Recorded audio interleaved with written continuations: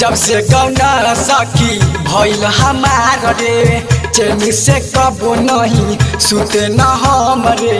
सैया हमर भरी रात करे रे भतरा मिलल सखी बार का छिना रे भतरा मिलल सखी बार का छिना रे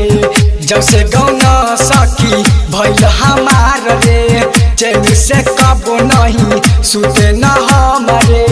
सैया हमर भरी रात करे रे भतरा मिलल सखी बार का छिनार रे भतरा मिलल सखी बार का छिनार रे समझी के अभिनंदन ने बताया ऐसे ना बोला बार का छिनार रे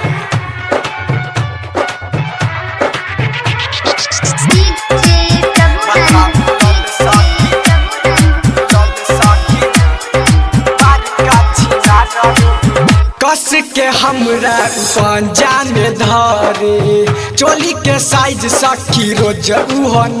पे हे सखी साइज सखी रोज उहन कस के हमरा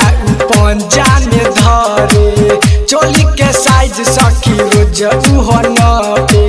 बेटी के दिहलक हूँ मच के उतोरी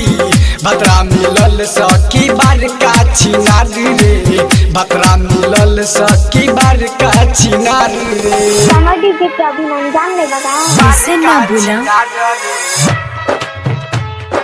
बार का छिनार रे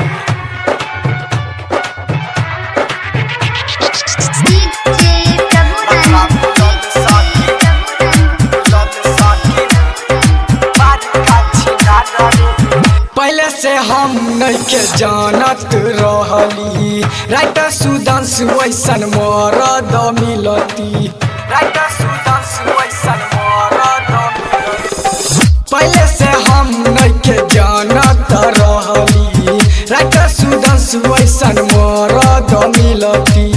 बंटी सुरवंशी के छोड़ती न साथ रे भतरा मिलल सखी बार का छिनार रे भतरा मिलल सखी बार का छिनार रे जब से गौना सखी भइल हमार रे चैन से कबो नहीं सुते न हमरे